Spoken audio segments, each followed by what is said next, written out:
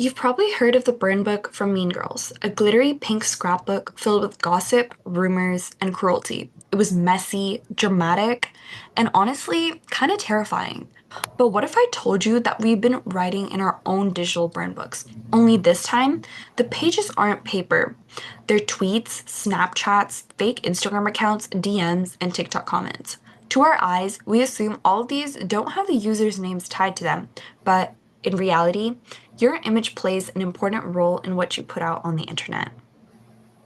This isn't just a teen drama, this is cyberbullying, and it's in every single crevice of the internet.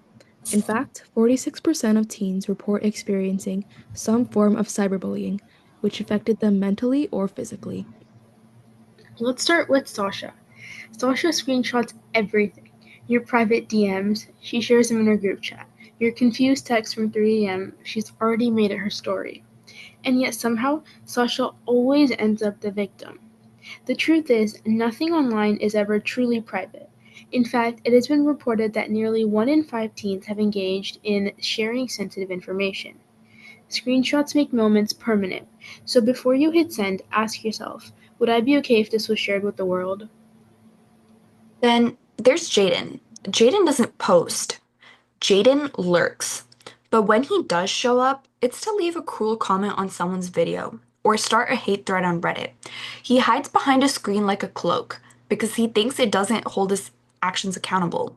However, being anonymous doesn't erase his actions. And Ava, she's the self-proclaimed queen of tea, except her tea is just recycled lies disguised as "did you hears?" and "I swear I saws." She spreads rumors like wildfire, not realizing that the people she targets are real breathing humans. Her tea has consequences: sleepless nights, panic attacks, and deleted accounts. Gossip isn't harmless when it causes over 80% of surveyed individuals to report concerns. Meanwhile, Liam thinks he's the funny one. He posts memes that roast people's looks, bodies, and outfits, all under the label of humor.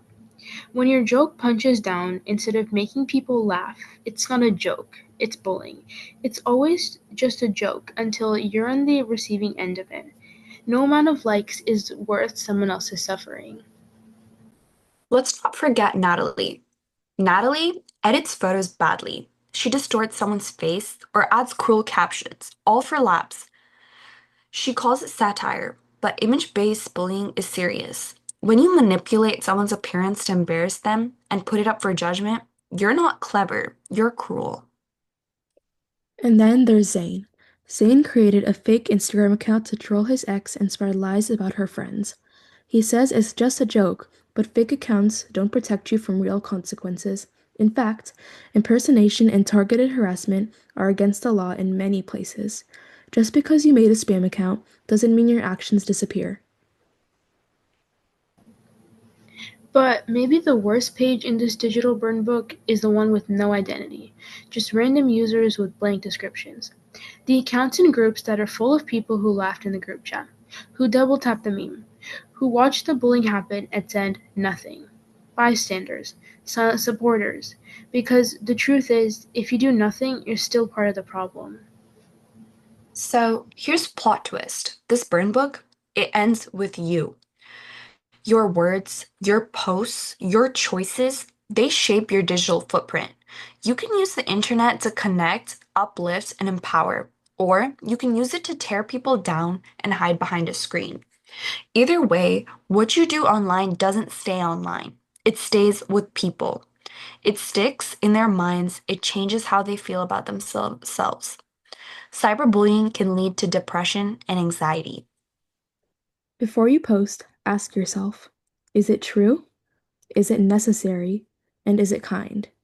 Because the internet may forget, but the person on the other side of the screen might not. Let's close the burn book. Let's start writing something better.